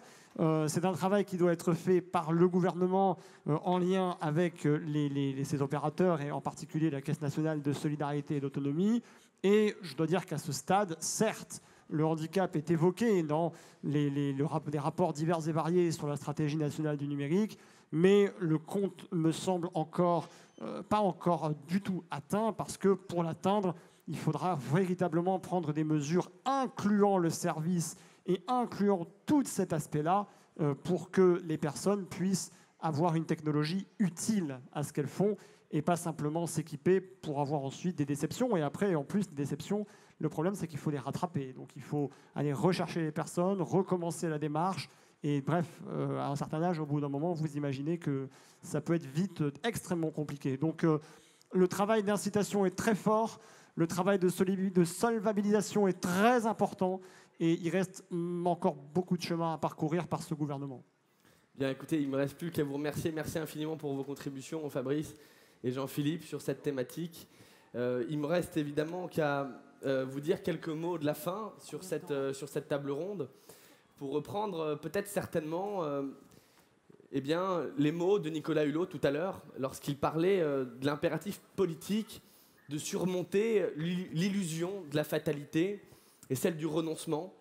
Je crois que le point commun de l'ensemble des acteurs aujourd'hui du service public de l'inclusion numérique, c'est cette même exigence, l'exigence de se dire que nul n'est trop vieux, nul n'est trop handicapé, nul n'est trop isolé, nul n'est trop réfractaire dans l'usage du numérique pour s'en trouver irrémédiablement et inexorablement exclu, et que c'est précisément cette philosophie d'action qui fait que ce service public de l'inclusion numérique, qui va au-devant des publics réfractaires, au-devant des publics isolés, de ceux pour lesquels le numérique était condamné à n'être qu'un objet étranger, ce service public de l'inclusion numérique, il est en action. Et je crois que chacun d'entre vous en avait fait la preuve aujourd'hui. Il est en construction aujourd'hui, avec un soutien et une prise de conscience gouvernementale sur le sujet. Je crois que c'est de bon augure, et je crois que le travail collectif entre l'ensemble de ces acteurs nous permettra de construire une société plus fraternelle. Merci à tous pour votre participation et pour votre écoute attentive à ce débat.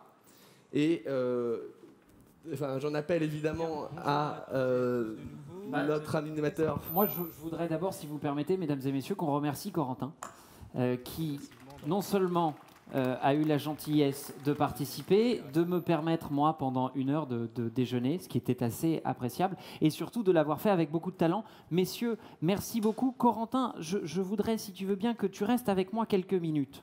Parce que tu as admirablement mis en valeur le talent et les initiatives de tous les participants, mais je voudrais qu'on en apprenne un tout petit peu plus sur les missions du Syntec et ce que tu y fais plus précisément. Donc, soyons précis, le Syntec, c'est un groupement professionnel des acteurs du numérique, c'est ça ?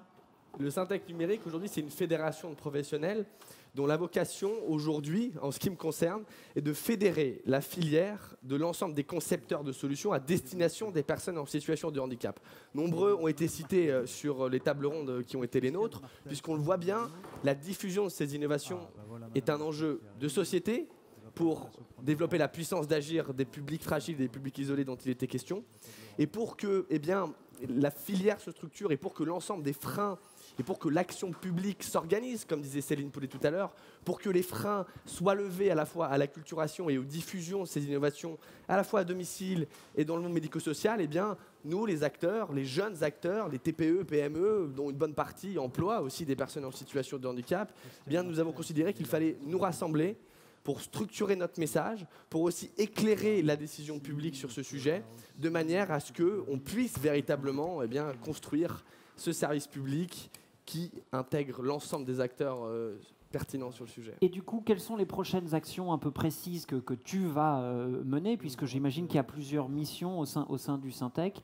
Quels sont un peu les prochains grands chantiers ou les prochaines réunions ?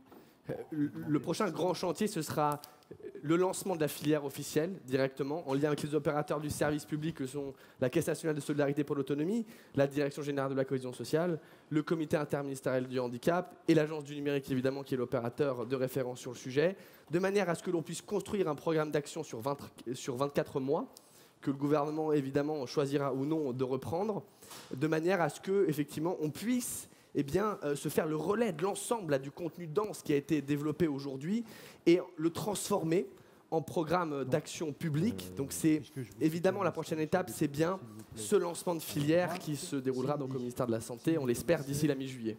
On a vu, il y a beaucoup d'acteurs qu'on a entendus. On a entendu des acteurs engagés, évidemment, c'est un peu le principe. Le numérique ne brille pas nécessairement par sa volonté d'inclure. Est-ce que toi, lorsque tu vas à la rencontre de tes pairs, des professionnels du numérique, tu les sens à la fois sensibilisés et surtout prêts à mener des actions d'envergure ? Alors, est-ce qu'on parle des startups aujourd'hui du groupe ou est-ce qu'on parle des acteurs numériques en général ? Alors, partons des startups et allons vers le groupe de manière générale. Et je crois que le rôle du groupe de travail, ça a été uns et les autres de s'éclairer sur ces différentes thématiques. En ce qui me concerne, mon rôle a été vraiment de dire aux concepteurs du groupe de travail, mais renforcez encore le service que vous amenez autour de vos innovations technologiques de la Handitech. Renforcez encore la proposition que vous pouvez faire aux professionnels de l'action sociale, qu'ils soient du paramédical ou qu'ils soient bénévoles directement, de manière à véritablement étendre le champ des services que vous apportez autour de vos innovations technologiques, puisque le fil conducteur d'aujourd'hui, ça aurait été de dire que de toute façon, c'est l'humain et l'accompagnement humain qui fait la différence, qui fera la différence dans le futur sur ces questions-là. Donc, mon rôle et le rôle des copilotes du groupe de travail a été aussi d'orienter, de discuter, de comprendre avec les autres entrepreneurs comment se mettre au service encore davantage des publics que l'on sert. Merci beaucoup. Merci de nous avoir accompagnés toute l'après-midi. Bravo, bon courage pour les prochains chantiers. Merci.